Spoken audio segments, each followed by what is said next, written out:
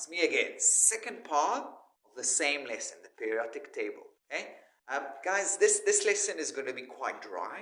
Okay, we're just talking, making some notes.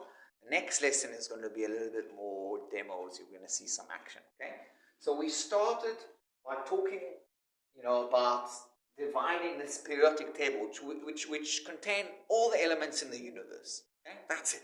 It's nothing else. Okay, as far as we know. And we divide it into metals and non-metal, and in the metals we also actually have the transition metal. Now we're going to focus. All this lesson is really we're focusing a little bit more. And now we're noticing that there's actually columns, okay? Columns, vertical columns, and we also have rows.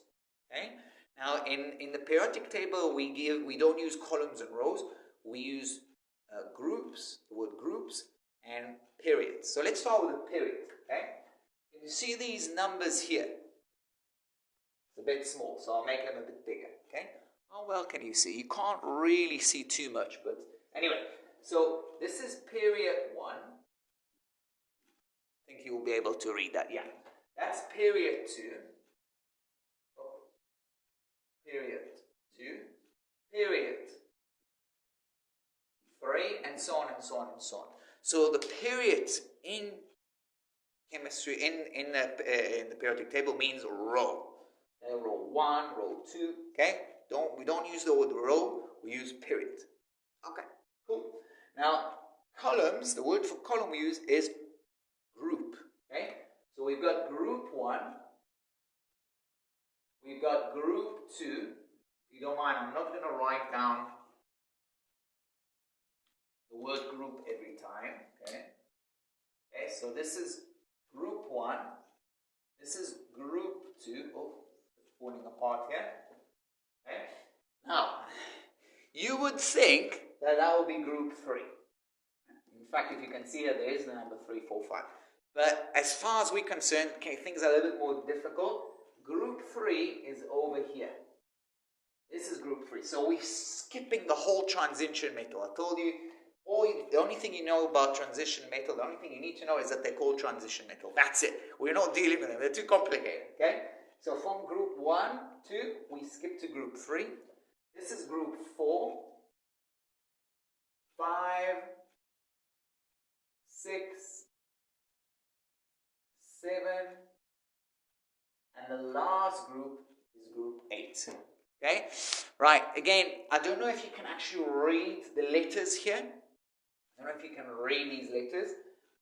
We've got hydrogen in group 1, beryllium in group 2, boron in group 3, carbon in 4, nitrogen in 5, oxygen in 6, fluorine in 7, and helium in 8. I would really suggest that you print, if you've got a printer, print the periodic table, have it in front of your work, make your notes as I talk. Okay? And if you don't have the periodic table, maybe if you've got another device, then you can download the file that I gave you. That will be ideal. Maybe if you're working on the laptop, I really recommend you watching the lesson on the laptop and working with one on a laptop. So if you have a laptop and a phone, then you can have periodic table in one of them, either side's which, okay? It will be much better. I just can't, I can move a bit closer. Maybe I should move a bit closer, but I still think you're not going to be able to read the letters here. Okay, so we've got periods and groups. What's the difference, right? Well, periods, we're not really going to see, they have a meaning, okay? But we're not going to look at this meaning this year, and not even next year. But the groups, we're definitely going to see even this year. Elements that are in the same group are like a family, and we call it actually a family sometimes. So all the elements in group 1 are the family called the alkaline metals. Okay, alkaline metals. These are the alkaline metals. Okay, group 1. Group 2, I'll use another color. They're very close to the alkaline. They're called alkali earth. Alkali earth metals. Okay? Alkali metals and alkali earth metals. They are metals, so they're called metals. Okay? 3, 4, 5, they've got names, but we don't need to remember their name. The next name we need to know is group 7, fluorine, chlorine, all these guys, they're called halogens. Halogens. You see how I wrote halogens. You can. Right? And the last one, let's write it in blue, if I can find my blue. Can't find my blue, we'll have to use green. The last one, group 8, are called noble gas. These are the noble gas elements. Okay? Now, as I was starting to say, each group of element, each family of element have very similar properties. Okay? And I will just go through them now, say it, and then I'll write it. So you need to write it down on the periodic table as I'm speaking now. So, the alkaline metals, okay, group 1, are very, very reactive. And in the next lesson, I'll show you that. They just want to react with other elements in the periodic table. Very, very reactive, and actually dangerously reactive. Okay?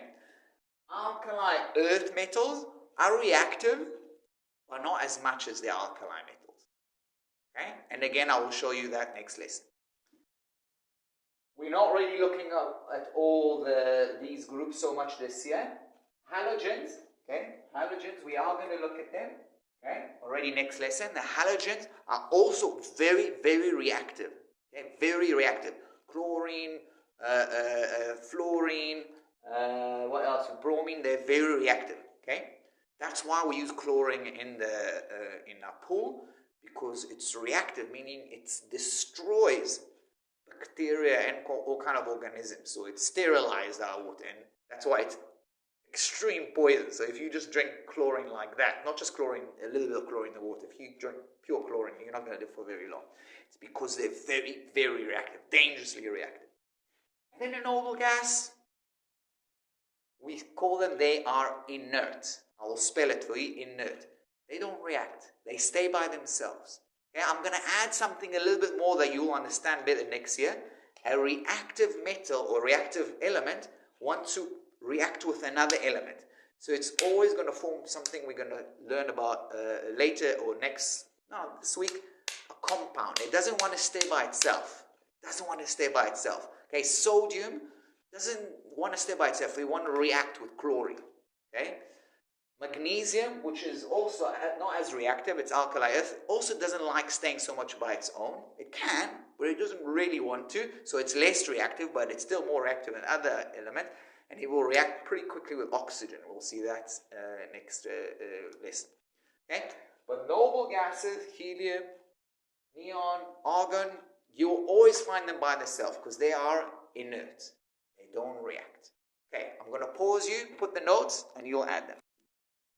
Okay, so I've added my notes, okay, and please write that down. Okay, alkaline, group 1, the alkaline metals are very reactive. Okay, group 2, alkali earth in red, they are reactive. Not as reactive alkaline metals, but they're still reactive. Halogen, okay, group 7, very reactive, I wrote in red.